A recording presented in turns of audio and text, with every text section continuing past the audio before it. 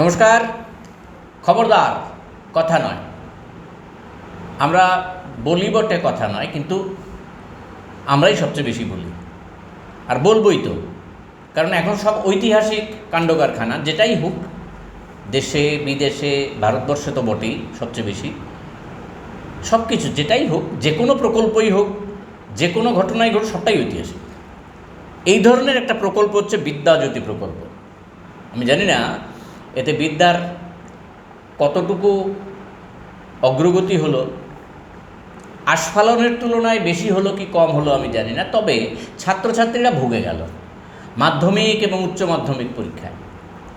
বিদ্যাজ্যোতি প্রকল্পে যে কটা স্কুল রয়েছে 125-এর মতো, সেই স্কুলগুলির যা রেজাল্ট আমাদের সামনে এসে পৌঁছেছে, পত্রপত্রিকায় আপনারা ইতিমধ্যে দেখেও গিয়েছেন, আমরা সেই দিকে যাচ্ছি না। আমরা যে বিষয়টার দিকে আজকে আলোচনায় আনব সেটা হচ্ছে যে এই বিদ্যাজ্যোতি প্রকল্প খুব জরুরি ছিল ত্রিপুরা রাজ্যের ক্ষেত্রে। ত্রিপুরা রাজ্যের ক্ষেত্রে কি লেখাপড়া একদম বন্ধ হয়ে গিয়েছিল, আর এখন ত্রিপুরা রাজ্যের লেখাপড়া এমন একটা জায়গায় চলে গিয়েছে যে এখন মগডালে পৌঁছানোর পর এখন নামার জন্য অবস্থায় রয়েছে। মগডালটা কিন্তু সবসময় শক্তিশালী হয় না। এই যে জায়গায় দাঁড়িয়ে কি অবস্থায় রয়েছে, এই রেজাল্টের পরিপ্রেক্ষিতে কেন হলো ইত্যাদি কিছুটা ময়নাতদন্ত না হলেও কিছুটা আলোচনা আপনাদের সামনে পৌঁছে দেওয়ার জন্য আমরা আমন্ত্রণ জানিয়েছিলাম এ রাজ্যের প্রখ্যাত শিক্ষাবিদ, এই মুহূর্তে শিক্ষা, বিজ্ঞান শিক্ষা বা বিজ্ঞানের আন্দোলন ইত্যাদি নিয়ে যিনি সবচেয়ে বেশি আলোচনা করেন, কথাবার্তা বলেন, তিনি হচ্ছেন শৈবাল রায়। আমার বাঁ দিকে বসেছেন বিশিষ্ট শিক্ষক, নতুন করে বলার মতো কিছু নেই, সবাই জানেন, সবাই চেনেন। শৈবালবাবু, সরাসরি চলে যাই যে এই যে বিদ্যাজ্যোতি প্রকল্পের অন্তর্ভুক্ত স্কুলগুলির মাধ্যমিক উচ্চ মাধ্যমিক ফলাফল নিয়ে একটা আলোড়ন শুরু হয়ে গিয়েছে। এই যে আলোড়নের শঙ্কাটা আপনারা অনেকবার করেছেন, এর আগে এই ধরনের ঘটনা ঘটতে পারে ইত্যাদি, এটা কি মানে এই আশঙ্কাটা কি বাস্তব রূপ নিল? বিদ্যাজ্যোতি প্রকল্প আপনি যেটা বলছিলেন, এটা কিসের জন্য করা হয়েছে তার উত্তর আসলে আমাদের কাছে নেই। বামফ্রন্ট সরকার চলে যাওয়ার পরে বিজেপি সরকারের যিনি প্রথম শিক্ষামন্ত্রী হয়েছিলেন, তার ব্রেইন চাইল্ড একটা জাম্বো কমিটি হয়েছিল, বিশিষ্ট বিশিষ্ট শিক্ষাবিদরা তার মধ্যে ছিলেন। তারা সমস্ত বসে, এবং অন্যান্য বিভিন্ন কারণও থাকতে পারে, যতক্ষণ না সেগুলি আমরা তথ্যগুলি সামনে পাচ্ছি হয়তো বলবো না, বলতে পারছি না। অন্য পেছনের দরজায় অনেক কারণ হয়তো থাকতে পারে। One fine morning, Covid just শেষ হচ্ছে 2021-এর 9ই ডিসেম্বর একটা সার্কুলার, একটা গাইডলাইন বেরিয়ে গেল মিশন 100 নামে, যে বিদ্যাজ্যোতি মিশন 100। সেখানেই বলা হলো যে আমরা 100টা স্কুলকে বিদ্যাজ্যোতি স্কুল করব। কি হবে সেটা স্কুল অফ এক্সেলেন্স হবে, দারুণভাবে তার মধ্যে সমস্ত ধরনের ফ্যাসিলিটি আমরা দিয়ে দেব। তারা সেখানে ছেলেমেয়েরা পড়াশোনা করবে, এবং তখন প্রায় 90,000-এর বেশি স্টুডেন্ট তখন সেই 100টা স্কুলে ছিল। বলা হলো এই স্টুডেন্টগুলিকে বাড়িয়ে 1,00,000 স্টুডেন্টে নিয়ে যাওয়া হবে এই স্কুলগুলিতে, এবং তাদের কোয়ালিটি এডুকেশন দেওয়া হবে, এবং তার বিনিময়ে ছেলে মেয়েদের প্রতি বছর ডেভেলপমেন্ট ফি দিতে হবে। তাদের স্কুলটাকে কো এডুকেশন করে দেওয়া হবে, যে বয়েজ গার্লস স্কুলগুলি যা ছিল সবগুলিকে কো এডুকেশন করে দেওয়া হবে। তাদের যেটা বড় ব্যাপার, সিবিএসসির মধ্যে যুক্ত করে দেওয়া হবে, এবং খুব স্বাভাবিক কারণে সিবিএসসির সাথে যুক্ত করে দেওয়ার মানেই হচ্ছে তার মিডিয়াম অফ ইনস্ট্রাকশন হয় ইংরেজি, না হলে হিন্দি হতে হবে। তা আমাদের রাজ্যে হিন্দিটা সেভাবে নেওয়া যাবে না, স্বাভাবিক কারণেই ইংরেজিতেই হবে। এই যে বিষয়গুলি এলো, এবং ছেলে মেয়েদের কাছ থেকে পয়সা দিতে হবে, এবং সিবিএসসি দিতে গেলে ত্রিপুরা মধ্যশিক্ষা পর্ষদ যে হারে পরীক্ষার ফি বা রেজিস্ট্রেশন ইত্যাদি ইত্যাদি ফি নেয়, তার চাইতে সিবিএসসির ফি অনেক বেশি। সুতরাং তখন থেকেই একটা আশঙ্কা ছিল যে এখানে ছেলেমেয়েরা কীভাবে পড়বে, বিশেষ করে ত্রিপুরার গরিব অংশের মানুষের ছেলেমেয়েরা, যারা ওই যে চিহ্নিত স্কুলগুলি, সেই চিহ্নিত স্কুলগুলিকে আমরা যদি অ্যানালাইসিস করতাম তখন, বা করেছি এখনও যদি করি, দেখা যাবে ত্রিপুরা রাজ্যের যে স্কুলগুলিকে উন্নত করার পরিকল্পনা নিয়ে বামফ্রন্ট যেভাবে এগোচ্ছিল, এবং তার মধ্যে টপ যে স্কুলগুলি, এবং যে স্কুলগুলি থেকেই ত্রিপুরা মধ্যশিক্ষা পর্ষদে দেখা যেত টপ 10 সে মাধ্যমিক বা 12-এর স্টুডেন্টগুলি থাকে, সেই স্কুলগুলিকে বাছাই করে বিদ্যাজ্যোতিতে নিয়ে সিবিএসসির মাধ্যমে দিয়ে দেওয়ার কথা বলা হলো। তখন বলা হয়েছিল যে আমরা এটা গ্র্যাজুয়ালি করব। খুব স্বাভাবিকভাবে এটাই হওয়া উচিত। এর আগেও আমাদের বাংলা মিডিয়াম স্কুলকে বামফ্রন্ট আমলে ইংরেজি মিডিয়ামে নেওয়া হয়েছে, কিন্তু এটা নেওয়া হয়েছে কী করে, 1-এ যেই ছেলেটা ভর্তি হচ্ছে সে ইংরেজি মিডিয়ামে পড়লো, 2তে যেটা ছিল সে বাংলা মিডিয়ামেই পড়ছে। এই 2-র ছেলেটা যতদিন পর্যন্ত মাধ্যমিক দেবে বাংলা মিডিয়ামেই দেবে, 1-এর ছেলেটা যখন 2তে উঠবে ইংরেজি চালু হবে 2, এভাবে করতে করতে ক্লাস 10-এ যখন যাবে তখন সে মাধ্যমিক ইংরেজি মাধ্যমে দেবে, অর্থাৎ 10 বছর লাগবে। এটাই স্বাভাবিক। এবং আপনারা দেখবেন যে NEP 2020-কে আমরা অতটা স্বীকৃতি দিই না বা এটা খুব ভালো এটা বলছি না, কিন্তু তার মধ্যে একটা বিষয় আছে। 2020 সালে কোভিড চলাকালীন 2020 NEP 2020 চালু করলো, কিন্তু এটা ইমপ্লিমেন্টেশনের টার্গেট কিন্তু রেখেছে 2030, সময়সীমা 10 বছর।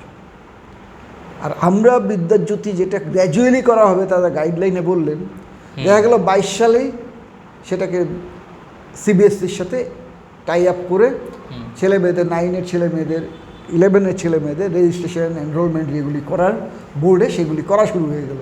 অর্থাৎ এই ছেলে মেয়েগুলিকে তারা যখন 9-এ এবং ওই 22-এ যারা 9-এ বা 11-এ ছিল তাদের 24-এ যখন মাধ্যমিক বা উচ্চ মাধ্যমিক দেওয়ার কথা তখন সিবিএসসিতেই তাদের দিতে হবে, এই একটা বাধ্যবাধকতা তৈরি করে দিল। খুব স্বাভাবিকভাবেই যে প্রশ্নগুলি আসে, এতদিন বাংলা মিডিয়ামে পড়েছে তাদের এবার মিডিয়াম অফ ইনস্ট্রাকশন উত্তরটা কিসে লিখবে? এখানে তখন ওই 27-28টার মতো ইংরেজি মাধ্যম স্কুল ছিল, তাদের আচ্ছা মিডিয়াম নিয়ে সমস্যা না হলো, যে মেজর 71-72টা যে বাংলা মিডিয়ামের স্কুল তাদের তো প্রচণ্ড সমস্যা। এবং এ নিয়ে প্রচুর তালবাহনা, প্রচুর কথা আপনাদের এখানে আলোচনাও হয়েছে। সেই আলোচনার পরে দেখা গেল সিবিএসসির সাথে জোড়াতালি দিয়ে একটা সময় এটাকে 2 বছরের জন্য বাংলা মাধ্যমে পরীক্ষা দেওয়ার ব্যাপারটা করা গেল। এই যখন যেভাবে প্রক্রিয়া এবং যে কথাগুলি বলা হয়েছিল তার কোনোটাই কিচ্ছু করা হয়নি, শুধুমাত্র একটা কাজ করেছে, বিদ্যাজ্যোতি স্কুলের যে উইকডেজ, ত্রিপুরা রাজ্যে অন্য শিক্ষকরা অন্য স্কুলগুলি 6 ডেজ উইক, এটাকে 5 ডেজ করা হয়েছে, এবং 5 ডেজ করাতে তার স্কুলিংয়ের টাইম টেবিলটা একটু চেঞ্জ করেছে, একটু বাড়িয়েছে। এই চেঞ্জ ছাড়া বেসিক্যালি আর কোনো চেঞ্জ করা হয়নি। সুতরাং এই যে তড়িঘড়ি করে গ্র্যাজুয়ালি করা হবে বলা হলো, তড়িঘড়ি করে সাথে সাথে যে কাজটা করা, তাতে এ ধরনের ম্যাসাকার যারা স্কুলের সাথে যুক্ত ছিলেন তারা মুখে হয়তো কেউ স্বীকার করেননি বা বলেননি, সাহস হয়তো পাননি বা পরিবেশ পাননি, কিন্তু শিক্ষক সংগঠনগুলি বিশেষ করে বামপন্থী এবং ছাত্র সংগঠনগুলি তারা কিন্তু প্রথম থেকে তার প্রতিবাদ করেছে।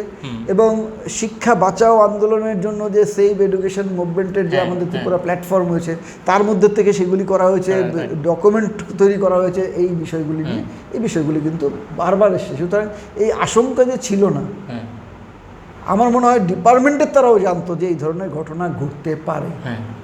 সুতরাং এটা অপ্রত্যাশিতভাবে হয়েছে বলা এটা যাবে না, বাস্তবই অনেকটা এটা হওয়া উচিত ছিল না, কারণ প্রচুর ছেলে মেয়ের ভবিষ্যৎ জীবনটাকে শেষ করে দিয়েছে। কারণ যেভাবে রেজাল্ট হয়েছে প্রত্যেকটা স্কুলের পার্সেন্টেজ,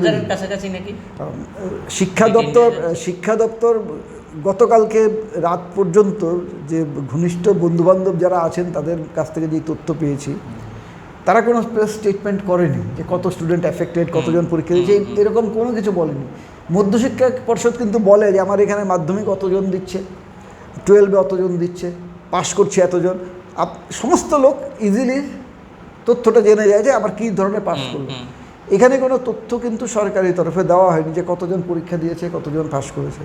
তবে বিভিন্ন স্কুলগুলি বা বিভিন্ন জায়গা থেকে তথ্য নিয়ে যেটা মনে হচ্ছে কালকে রাত্রেও 125টা স্কুলের তথ্য সবটা ডিপার্টমেন্টে অ্যাসেম্বল করতে পারেনি, তারপরেও তারা যেটা আন্দাজ করেছে যে 18,000-এর মতো স্টুডেন্ট পরীক্ষা বসেছে মাধ্যমিক এবং উচ্চ মাধ্যমিকে।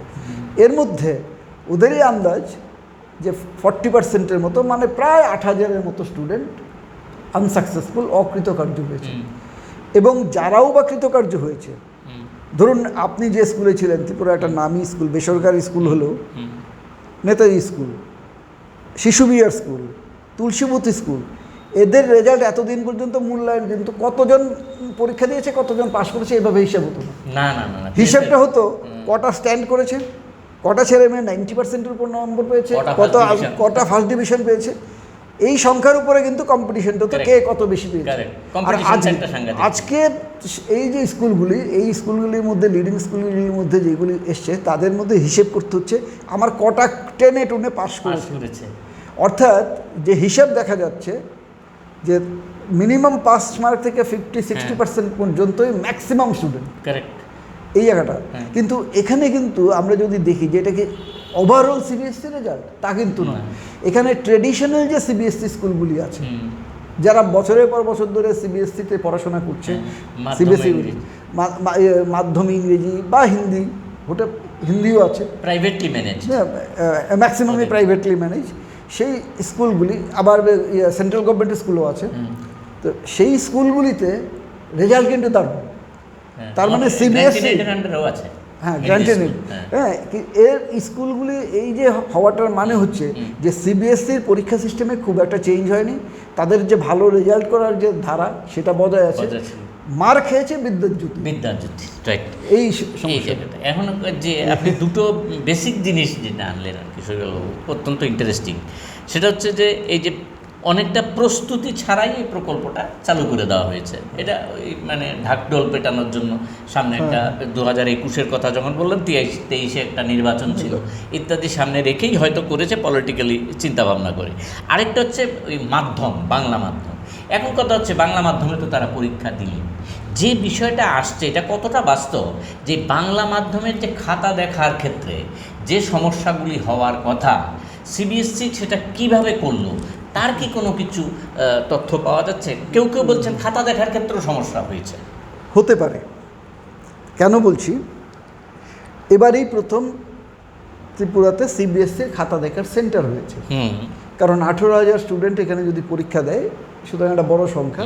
এর আগে যেই সংখ্যা ছিল সেটা খুব নমিনাল নাম্বার থাকতো, কম স্কুল ছিল।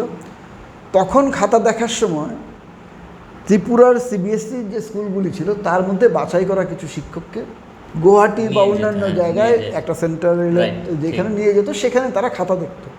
এবং তারা খাতা দেখার সময় সিবিএসসি একটা বিষয়ে ফলো করে যে রাজ্যের টিচারকে নিয়ে আমি আসছি সে রাজ্যের খাতা পড়বে না, খাতা তাদের আমরা দেখাবো না। এটা ত্রিপুরা বোর্ড, ত্রিপুরা বোর্ড রাজ্য করে না, ডিস্ট্রিক্ট, জেলা করে। ওয়েস্ট ত্রিপুরার যে শিক্ষকরা যায় তারা হয়তো সাউথ বা নর্থের টিচাররা হয়তো সাউথের, এটা পারমুটেশন কম্বিনেশন করে করে। অর্থাৎ এক ডিস্ট্রিক্ট, যে ডিস্ট্রিক্টে আমি চাকরি করছি শিক্ষক হিসেবে, সেই ডিস্ট্রিক্টের খাতা আমি দেখতে পারবো না, রাইট। এখানেও সেই বিষয়টা হয়েছে একদম। তবে এখানকার খাতা দেখার সিস্টেম, এগুলি গোপন সব কিছু, তার মধ্যে যেহেতু ছোট্ট জায়গা, আমরা যা দেখেছি এবং বিভিন্ন পত্রপত্রিকাতেও কিন্তু নিউজগুলি বেরিয়েছে। যেমন ধরুন 1 থেকে 5 পর্যন্ত ক্লাসে পড়াচ্ছেন টিচার গত 10 বছর ধরে, তিনি মাধ্যমিকের খাতা দেখছেন, ওকে। হায়ার সেকেন্ডারি খাতা দেখা হচ্ছে, এখানে তাদের কি যেন মাঝখানে হেড এক্সামিনার পরে, ত্রিপুরা বোর্ডে যেমন স্ক্রুটিনাইজার থাকে, তারপরে এক্সামিনার থাকে, তাদের মাঝখানে স্ক্রুটিনাইজারকে অন্য একটা নাম কি যেন দিয়েছে। হায়ার সেকেন্ডারি লেভেলের একটা সাবজেক্টের স্ক্রুটিনাইজার যদি আমরা তাকে বলি, তিনি হয়েছেন একজন গ্র্যাজুয়েট টিচার, তার আন্ডারে পোস্ট গ্র্যাজুয়েট টিচাররা খাতা দেখছে, মাঝখানে গ্র্যাজুয়েট টিচার, হেড এক্সামিনার আরেকজন আছেন বা দুজন আছেন।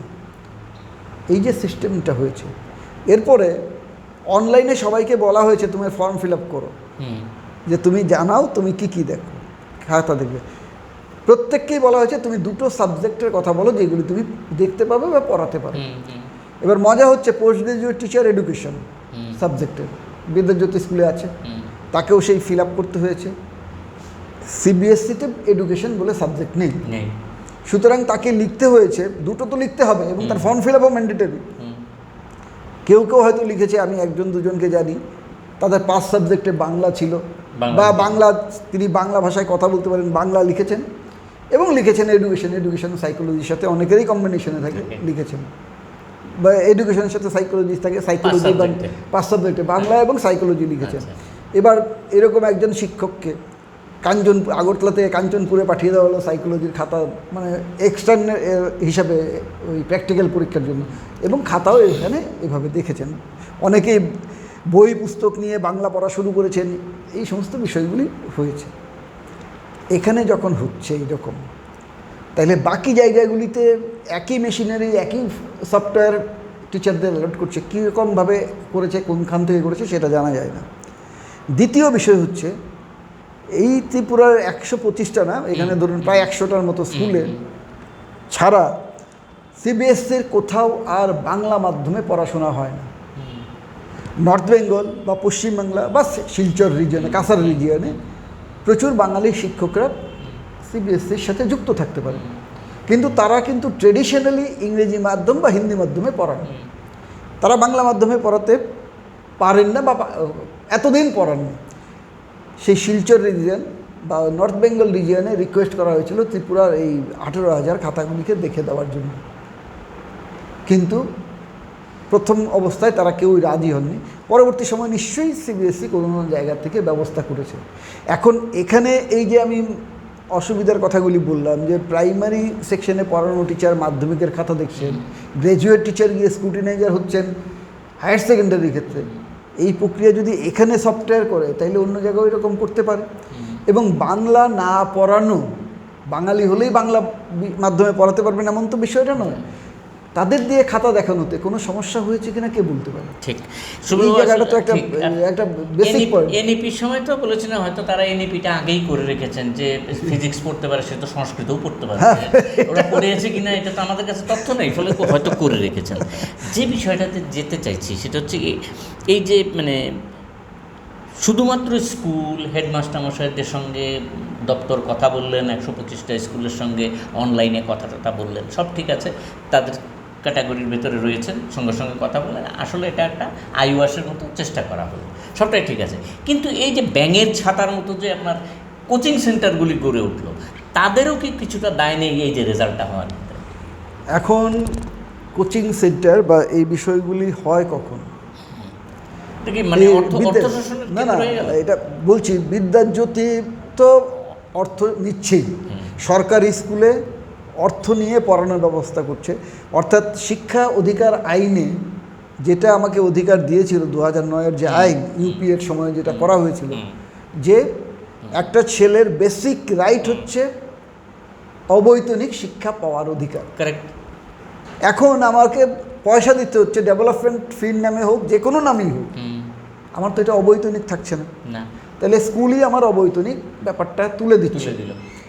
এবার বিদ্যাজ্যোতির গাইডলাইনে বলা হচ্ছে এটা নো টিউশন স্কুল হবে, অর্থাৎ এমনভাবে এখানে পড়ানো হবে কোনো ছেলে মেয়ের টিউশনের জন্য কোনো প্রাইভেট টিউটরের কাছে যেতে হবে না, এবং তাদের যে হোম ট্যাক্স দেওয়া হবে এমনভাবেই সেই হোম ট্যাক্সগুলি দেওয়া হবে যাতে মা বাবার সাহায্য ছাড়াও, অন্য কোনো সাহায্য ছাড়াই ছেলে বা মেয়েটা তার ক্লাসের হোম ট্যাক্সটা সে করতে পারবে। এই হচ্ছে গাইডলাইন। কিন্তু বাস্তবে কি দেখা গেল, এবং আমরা আলোচনা আগেও বলেছি যে আসার যে এনজিওটা, প্রথম এনজিও যে আসার বলে একটা ডাটা বের করে প্রতি বছরের জানুয়ারি মাসে, এবছরের জানুয়ারিতে আমরা দেখলাম টিউশনের ব্যাপারটা চেপে গেছে, তারা ডাটার মধ্যে আনেনি। গত বছর পর্যন্ত যে ডাটা এসছে তাতে দেখা যাচ্ছে ত্রিপুরার ছেলে মেয়েদের টিউশন নির্ভরতা ভারতবর্ষের মধ্যে হাইয়েস্ট, সবচেয়ে বেশি। ওয়েস্ট বেঙ্গল এরপরে আছে, কিন্তু মিজোরাম, কেরালা, ইভেন মধ্যপ্রদেশ টদেশেও এই টিউশন নির্ভরতা একেবারে নমিনাল। রাজস্থানের কেসটা আবার একটু অন্যরকম, এটা কোটার ব্যাপারটা, কোটা থাকে না। এই যে টিউশন কোটার ছেলে মেয়েরা, কিন্তু আরেকটা বিষয় আছে, তারা কিন্তু রেগুলার স্কুলে যায় না, তারা এখানেও শুরু হয়েছে, এখানেও আছে, হ্যাঁ এটাও আছে, এখানে আকাশ কোটা, এখানে ত্রিপুরা তো এসছে, এখানেও তো প্রাইভেটলি ম্যানেজ স্কুলগুলিতে তো 11-12 ছেলে মেয়েরা স্কুলেই যায় না। যাই হোক, কোটার ব্যাপারটা আমি যেহেতু রেগুলার স্কুলে যাচ্ছে না, আমি ওদের এটা বাদ দিলাম, যে প্রাইভেট টিউশনের সাথে যুক্ত না হবার কথা। কিন্তু মজাটা হচ্ছে, আপনারা দেখেছেন যে বেশ কিছুদিন ধরে বিভিন্ন পত্রপত্রিকায় একটা নিউজ বেরোচ্ছিল যে বিদ্যাজ্যোতি স্কুলগুলি থেকে গার্জিয়ানরা ছেলে মেয়েদের তুলে নিয়ে যেতে চায়। এই রেজাল্ট কিন্তু তখনও বেরোয়নি। এই ম্যাসাকার যে হচ্ছে এটা তখনও গার্জিয়ানরা জানেন না। ট্রান্সফার সার্টিফিকেট, হ্যাঁ, টিসি নিয়ে যাওয়ার জন্য চাইছে, কিন্তু স্কুল অথরিটি বা এডুকেশন ডিপার্টমেন্ট থেকে টিসি দেওয়ার ক্ষেত্রে বাধা সৃষ্টি করা হচ্ছে। শিক্ষক সংগঠনকে, ছাত্র সংগঠনকে তার জন্য ডিপার্টমেন্টে বা আলোচনা করে বা কথাবার্তা বলতে হচ্ছে, বিবৃতি দিচ্ছে, হচ্ছে দাবি জানানো হচ্ছে। কেন এটা হচ্ছে? এক, পয়সা অনেকটা বেশি দিতে হচ্ছে অর্থনৈতিকভাবে, সবাই সক্ষম না। এবং শুধুমাত্র এটা না, যেমন 12-এর পরীক্ষার ফি এবার দিতে হয়েছে আর্টসের সাবজেক্টে 3,500 টাকার মতো একটি স্টুডেন্টকে, সিবিএসসিতে। এটা কি খুব সহজ ব্যাপার? একটা আরও বেশি প্র্যাকটিক্যাল আছে, আরও বেশি হবে। তো এই যে বিষয়টা, তার 1,000 টাকা দিতে হচ্ছে প্রতি বছর। এই যে বিষয়গুলি, অর্থনৈতিক চাপ একটা বড় চাপ, তারপরে কোভিড বা তার পরবর্তী সময়ে যে কর্মক্ষমতা বা কর্মসংস্থানের যে সুযোগ কমে যাওয়া, রেগার টেগা, এগুলি অনেকগুলি ফ্যাক্টর আছে। সেই জায়গাতে ছেলে মেয়েদের সরিয়ে নিয়ে যাওয়ার চিন্তা। দ্বিতীয় চিন্তা হচ্ছে যে এই ইংরেজি মাধ্যম বিদ্যালয়গুলি আজকে হচ্ছে যে নিচু পাশে যে সমস্ত ছেলেমেয়েরা পড়ে, তাদেরও তো আগামী দিনে, যেমন এবার 26 থেকে ইংরেজি মাধ্যমে পরীক্ষা দিতে হবে। সুতরাং এখনই বিভিন্ন স্কুলগুলিতে 6, 7, 8-এ তাদের না জোর দিলেও হতো, তাদেরকেও জোর করা হচ্ছে ইংরেজি মাধ্যমেই পড়াশোনা করতে হবে। সুতরাং এই যে মাধ্যম এবং পয়সা, তার জন্য টিসি নিয়ে নেওয়ার একটা প্রবণতা দেখা দিচ্ছে, কিন্তু দিচ্ছে না। তাহলে এই যে বিষয়টা, যে কেন টিসি নিচ্ছে, যে মাধ্যমে আমি পড়াতে পারবো না, তার কারণ তার জন্য আমার যে প্রচুর টিউশন ফি দিতে হবে, এবং এই টিউশন ফি যখন দিতে হবে, এই টিউশন নির্ভরতা, স্কুলগুলি যেভাবে বলছিল নো টিউশন স্কুল হবে, সেটা পুরোপুরি টিউশন নির্ভর স্কুল হয়েছে। তার জন্য টিচারদের দায়ী করে কোনো লাভ নেই, কারণ টিচারদের এখন কোচিং সেন্টারগুলি টিচারদের এখন ডাটা এন্ট্রি অপারেটর হিসেবে রাখা হচ্ছে। প্রতিনিয়ত তার পরীক্ষা নিলে কত রেজাল্ট পেলো, কতজন পরীক্ষা দিল ইত্যাদি ডাটা আপলোড করো, অমুক করো। আবার এর মধ্যে অন্য গল্প আছে, প্রসঙ্গক্রমে বলতে হয়। যেমন এম্পাওয়ার ইউ নামে একটা সংস্থা, এরপরে আরেকটা সংস্থা এসেছিল, তারা সমস্ত টিচারদের, সমস্ত স্টুডেন্টদের ডাটাগুলি তাদের সার্ভারে নিল। ইভেন টিচারদের বেনিফিশিয়ারি নাম্বার, আধার নম্বর থেকে সমস্ত পার্সোনাল ডাটা, ছেলে মেয়েদের আধার, ব্যাংকের নম্বর, সমস্ত ডাটাগুলি নেওয়ার পরে ওয়ান ফাইন মর্নিং তারা সার্ভার টার্ভার কিছু না দিয়ে ত্রিপুরা ছেড়ে চলে গেল। আরেকটা লিক করেছে কি না করেছে, করতেই পারে, তারা নেবে কেন? এবং যেটা পশ্চিমবাংলায় বলা হচ্ছে যে একটা সংস্থা যে আনঅথরাইজ, তার কাছে পরীক্ষার সমস্ত ডাটার তথ্য রয়ে গেছে, কোর্টকে এখন বলতে হচ্ছে তুমি ডাটা দাও। আমাদের এখানে এরকম নিয়ে চলে গেল, কোনো এফআইআর কিচ্ছু হলো না। দ্বিতীয় আরেকটা সংস্থা এলো, সেও পাটতারি ঘটনার মতো অবস্থা। এখন আবার অ্যাটেন্ডেন্সের বলে আবার সমস্ত ডাটা আরেকটা কোম্পানিকে দেওয়ার ব্যবস্থা হচ্ছে।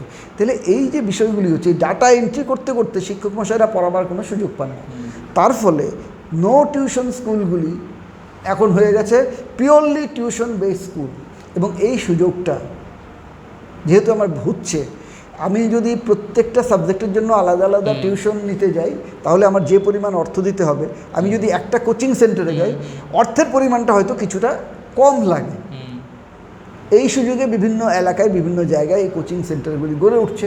এবং আমি বলবো, তো সরকারের যে পরিকল্পনা, যে শিক্ষার যে সিস্টেমটা চালাচ্ছে, এই সিস্টেমের বাই প্রোডাক্ট হিসাবে এই কোচিং সেন্টারগুলি হচ্ছে, এবং ছেলেমেয়েরা সেখানে যেতে বাধ্য হচ্ছে। এবং সেখানে অর্থনৈতিক ব্যাপারটা তো আবার চাপ তো আসছে, কিছু বলার নেই। আপনি মাঝে একটা জায়গায় কথা বলার সময় বলেছিলেন নেতাজি, উমাকান্ত, শিশু বিহার, তাদের একটা কম্পিটিশন ছিল Tripura board of secondary education. এই যে সিবিএসসি বা এই বিদ্যাজ্যোতি প্রকল্পের ক্ষেত্রে হয়ে যাওয়ার পরিপ্রেক্ষিতে 125টা স্কুলের গুরুত্বপূর্ণ স্কুল অনেক কটা চলে গেল এই সিবিএসসির আন্ডারে। এর পরিপ্রেক্ষিতে যে এই বিদ্যাজ্যোতি প্রকল্পের ক্ষেত্রে আনার পরিপ্রেক্ষিতে কি ত্রিপুরা মধ্যশিক্ষা পর্ষদের গুরুত্ব কি অনেকটাই কমে যাচ্ছে? নিশ্চিতভাবেই। ত্রিপুরা মধ্যশিক্ষা পর্ষদ বামফ্রন্টের শেষের দিকেও তাদের যে সমস্যাগুলি ছিল, সেই সমস্যাগুলি ছিল সারা ভারতবর্ষের মধ্যে সবচেয়ে কম ফি, সেটা এক্সাম ফি হতে পারে, রেজিস্ট্রেশন ফি হতে পারে, মাইগ্রেশনের ফি হতে পারে, সবচেয়ে কম পয়সায় ত্রিপুরা বোর্ড প্রোভাইড করত। এবং তার ফলে তার একটা বিশাল ফান্ডিং দরকার পড়তো গভর্নমেন্টের থেকে নেওয়া, না হলে তার মেশিনারি চলতো না, প্রশ্ন ছাপাতে পারতো না, খাতা দেখতে পারতো না, এই বিষয়টা হতো। এখন ত্রিপুরাতে প্রায় 700-র মতো স্কুল আছে যেটা ত্রিপুরা বোর্ডের সাথে যুক্ত ছিল, এখন এখানে কমিয়ে দেওয়া হয়েছে। আগের বারের বাজেটে বলা হয়েছিল যে আমরা এই বিদ্যাজ্যোতি স্কুলকে 500-তে নিয়ে যাব, তাহলে 500 যদি করে নেয়, এখন 125 আসে, 500 বাজেটে উল্লেখ করা হয়েছিল, করেনি, যদিও কেন করেনি বা কেন উদ্যোগ নেয়নি সেটা আমি জানি না, কিন্তু যদি করা হয় 700 স্কুল ছিল ত্রিপুরা বোর্ডে, তারপরে সেই বিশাল সংখ্যক স্টুডেন্ট নিয়েও 50,000 60,000 স্টুডেন্ট নিয়েও তারা ধুঁকত, অর্থনৈতিকভাবে সংকটে ভুগত। এবার যখন এই বাল্ক নাম্বার 18,000 তো এখনই চলে গেছে, তাহলে এই যে ছাত্র সংখ্যাদের নিয়ে যাওয়া হচ্ছে, তাতে অবভিয়াসলি আমি ভালো স্কুল খারাপ স্কুল এগুলিকে বাদে দিলাম, স্ট্যাটিস্টিক্সের হিসাবে, পরিসংখ্যানের হিসাবে বা গণিতের হিসাবে তাদের ছাত্র সংখ্যা যখন কমে যাচ্ছে, এই বোর্ডটা উইক হচ্ছে। যত উইক হবে অর্থনৈতিকভাবে, তার পরিকাঠামো উন্নয়নের বা বাকি উন্নয়নের কাজগুলি সে কম করতে পারবে। এটা যে এখন যারা কেন্দ্রীয় সরকারে আছে, ওই যে 1-1-এর যে একটা খেলা আছে, 1 কান্ট্রি 1 বোর্ড, সেই দিকে নিয়ে যাওয়ার জন্য সরাসরি আমি তুলে দিলাম না বোর্ডটাকে একবারে, এই কাণ্ডটা করে আমি এই বোর্ডটাকে নন ফাংশনাল করে দিই। এখন একসময় সবাই বললে না আমাকে আর কিচ্ছু করার নেই, পরীক্ষা তো দিতে হবে, পাস তো করতে হবে, তাহলে এটাতেই যাও, তুলে দেওয়ার ইনডাইরেক্টলি। এবং অবভিয়াসলি যেটা বিদ্যাজ্যোতি, যে আমি ভালো এডুকেশন দেবো বলে যেমন ডিফারেন্সিয়েট করছে, তার সাথে সাথে পয়সা নিয়ে অ্যাজ ইফ যে প্রবক্তারা বা শিক্ষা দপ্তরের আধিকারিকরা এতদিন বলছে বেসরকারি স্কুলে গেলে আপনাকে 5,000 টাকা দিতে হতো, আমি তো সারা বছরে 1,000 টাকা নিচ্ছি, আমি কি বেশি নিচ্ছি? এটা তো বেশি নিচ্ছি না। আরে রাষ্ট্রের বা সরকারের যে দায়িত্ব, আমার একটা ছেলে বা মেয়েকে বিনা পয়সায় পড়াবো, শিক্ষিত করব, এই দায়িত্বটা আমরা ভুলে যেতে। রাইট টু এডুকেশন কোথায় গেল? রাইট টু এডুকেশন তো বাদে দিলাম, যে বেসিক প্রিন্সিপাল আমার সংবিধানে, যে আমার একটা ছেলে মেয়েকে শিক্ষিত করার দায়িত্ব রাষ্ট্রের, সরকারের, সেই করবে সব। এই জায়গাটা, যেই দেশগুলি শিক্ষায় উন্নত তারা প্রত্যেকে রাষ্ট্রের দায়িত্বে শিক্ষা, স্বাস্থ্য, খাদ্য এই বিষয়গুলি আগে প্রোভাইড করে। আমি তুলে নিলাম, স্বাস্থ্য থেকে তুলে নিচ্ছি, শিক্ষার থেকে তুলে নিচ্ছি, তাহলে তো ইনডাইরেক্টলি আমি প্রাইভেট সেক্টরকেই করছি। এবং এর সাথে আরেকটা জিনিস বলে দিচ্ছি, যার কাছে বাবা পুঁজি আছে, যার কাছে তেল আছে, সে এই করে দাও, তেল মাখো, আর না হলে বাড়ি যাও। শিক্ষাই হচ্ছে সবচেয়ে বড় তৈরি জায়গা, যেখান থেকে পারো তুমি যাও, তুমি যা খুশি হোক। এবং বেশি ছেলে যদি পাশ করে, বেশি ছেলে যদি গ্র্যাজুয়েট হয়, বেশি ছেলে চাকরির জন্য ডিমান্ড করবে। যদি এখান থেকেই কমে যায়, তাহলে চাকরির জন্য তো প্রার্থী কম থাকবে। আমার সাংঘাতিক অনেক বড় চক্রান্ত হতে পারে। সাংঘাতিক কথা বললেন। এখন সর্বশেষ প্রশ্ন আমাদের সময়ের বাধ্যবাধকতার জন্য, সেটা হচ্ছে যে এই যে সংকটটা একটা সৃষ্টি হলো বিদ্যাজ্যোতি প্রকল্পের পরিপ্রেক্ষিতে, ছাত্রীরা সমস্যায় পড়লো, ইতিমধ্যে একটা আত্মহত্যার ঘটনাও ঘটে গিয়েছে, আমরা দেখলাম। ও বিদ্যাজ্যোতি প্রকল্পতে এবার পরীক্ষার্থী ছিল, অত্যন্ত আনসাকসেসফুল হয়েছে, হ্যাঁ, ও ব্যর্থ হয়েছে, পাশ করতে পারেনি। তারও তো একটা ভবিষ্যৎ ছিল, সে ভাবছিল ইত্যাদি চিন্তাভাবনা। আমরা শোক জানাই, কিন্তু আত্মহত্যাকে সমর্থন করি না কোনো অবস্থাতেই। আমাদের এই চ্যানেল এই আত্মহত্যা বিষয়টাকে সমর্থন করি না, স্পষ্ট করেই বলি। তথাপি এই জায়গা থেকে বেরিয়ে আসা, এই প্রকল্প, এই জায়গাটা থেকে বেরিয়ে আসার পথটা যদি সংক্ষেপে, সংক্ষেপে বলতে গেলে মজা হচ্ছে আমাদের রাজ্যে সরকারি স্কুলগুলি, বললাম বাকিদের কথা বাদ দিলাম, সরকারি স্কুলে 3 ধরনের স্কুল চলছে। একটা বিদ্যাজ্যোতি আলোচনা হলো, দ্বিতীয় আর একটা স্কুল, প্রায় 80টা স্কুলকে বলা হচ্ছে পিএমশ্রী। এখানে সরাসরি প্রাইম মিনিস্টারের দপ্তর থেকে স্কুলে ফান্ড আসে, এবং ত্রিপুরা সরকারের স্কুল বা সেন্ট্রাল গভর্নমেন্টের স্কুলও আছে একটা দুটো, সরাসরি ফান্ড আছে বিভিন্ন খাতে, সেটা ওই স্কুলে যায়। এবং তার মনিটরিং সবটাই করে পিএম অফিস, পিএমও করছে। এবং সেখানে প্রায় ভিজিটে আসে, এই বাইরের রাজ্যের থেকে পিএম অফিসের পাঠানো এই রাজ্যে 80টা স্কুল আছে। 80টার মতো স্কুল হয়েছে, প্রথমে 56টা, তারপরে আরও 25টার মতো স্কুল পিএমসি করেছে। এবং এখানে ইনফ্রাস্ট্রাকচার ডেভেলপমেন্টের জন্য আলাদা ফান্ড দেওয়া হচ্ছে।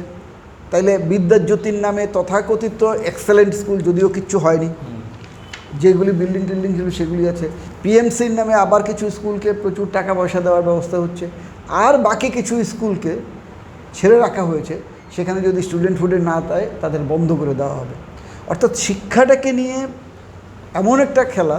এবং বিদ্যাজ্যোতি তো মনে হয়েছে যে একটা পাইলট প্রজেক্টের মতো, সাকসেস হলে অন্য রাজ্যেও চালানো যেতে পারে, বিজেপির যে সরকার তাদের হয়তো পরিকল্পনা।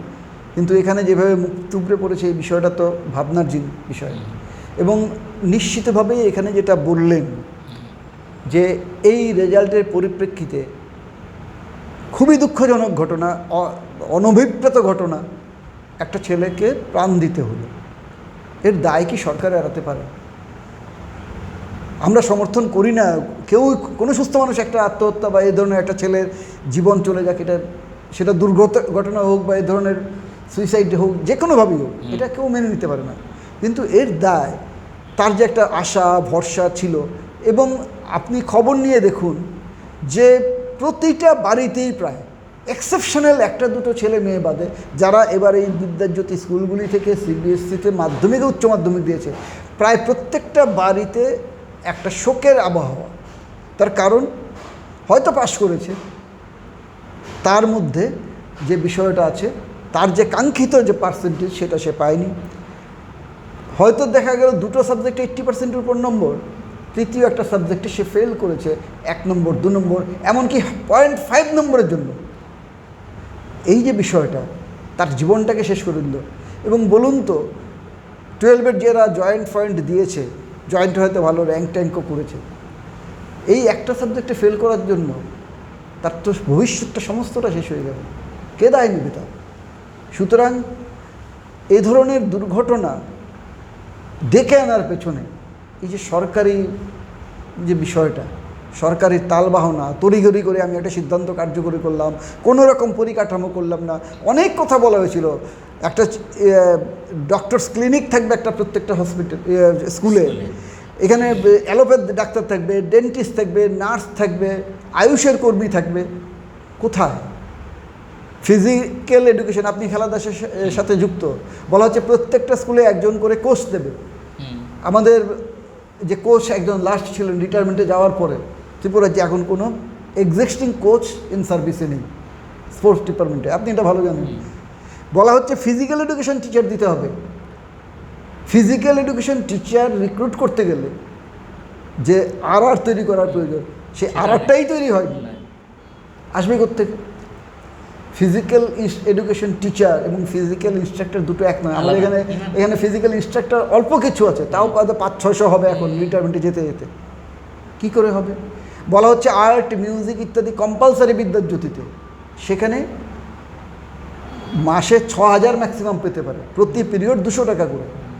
আমার বাড়িতে যদি ঘাস কাটতে লোক ডাকি, তাইলেও আমি যদি মাসে 6000 টাকা দিই, আসবে কোনো লোক?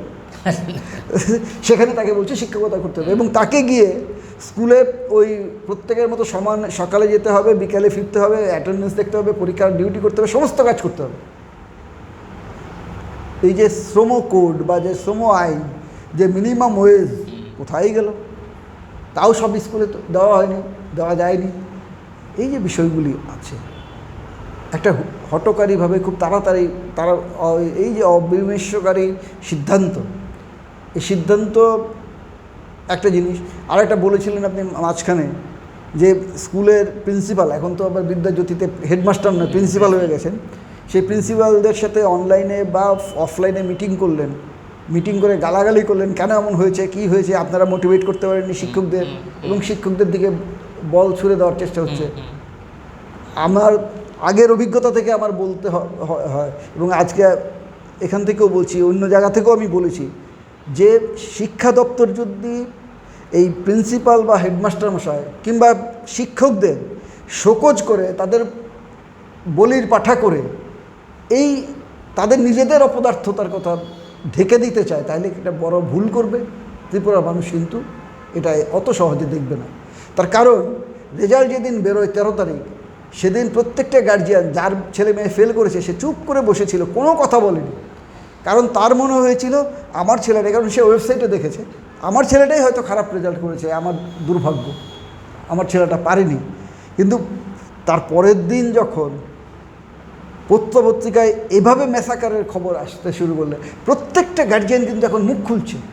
সুতরাং রাজ্য সরকারের উচিত, শিক্ষা দপ্তরের উচিত এটাকে মূল্যায়ন করা। যেভাবে শিক্ষা এবং ছাত্র সংগঠনগুলি বলছে, এই যে বৈষম্যমূলক শিক্ষা, ছাত্রদের মধ্যে বৈষম্য করে দেওয়া, অবৈতনিক শিক্ষাকে তুলে দেওয়া, এ ধরনের পরিকল্পনা থেকে পিছিয়ে এসে রাজনৈতিক উদ্দেশ্য নয়, আমার ত্রিপুরার ছেলে মেয়েদের ভবিষ্যতের কথা ভেবে, আমার ত্রিপুরার সমস্ত ছেলে মেয়েদের শিক্ষিত করার কথা ভেবে যদি এক পা এগিয়েছি এক পা পিছোতে হয়, মনে হয় দ্বিধা করা উচিত হবে না। একজন প্রাক্তন শিক্ষক হিসেবে, একজন শিক্ষাবিদ বলছেন যাই বলুন, একজন মানুষ হিসেবে আমার মনে হয় সরকারের এই জায়গাতে যাওয়া দরকার। দরকার হলে রিট্রিট করতে হবে। সবাইকে সমান সুযোগ আমি দেব, সবাইকে সমান শিক্ষা দেব, সবাইকে আমি বিনা পয়সায় অবৈতনিক শিক্ষা দেব, এই মোটো নিয়েই সরকারের কাজ করা উচিত। তাইলেই আমাদের রাজ্যের এই ধরনের ফ্রাস্ট্রেশন বা এই ধরনের ঘটনা থেকে আমরা বেরিয়ে আসতে পারি। একদম সেগুলোর সঙ্গে 100% সহমত পোষণ করে বলি, প্রয়োজনে পিছিয়ে আসতে হবে, যাতে কোনো অবস্থাতেই ছাত্রছাত্রীরা বেকায়দায় না পড়েন, তাদের যাতে কোনো ক্ষতি না হয়। কারণ এই ছাত্রছাত্রীরাই দেশের ভবিষ্যৎ। যদি ভেবে থাকি আমি একজন রাজনৈতিক নেতা, আমি যদি ভেবে থাকি আমি একজন বলিষ্ঠ কর্মকর্তা, আমি যদি ভেবে থাকি আমি একজন বিশাল শক্তিধর আমলা, তিনিই ভারতবর্ষের একমাত্র চিন্তাভাবনা করার মালিক, তাহলে ভুল করবেন। আসুন আমরা সকলে মিলে আবার নতুন চিন্তাভাবনায় উদ্বুদ্ধ হয়ে এই ছাত্রছাত্রীদের পাশে দাঁড়াই। আজকে এইটুকুই থাক। সবাই ভালো থাকবেন, সুস্থ থাকবেন।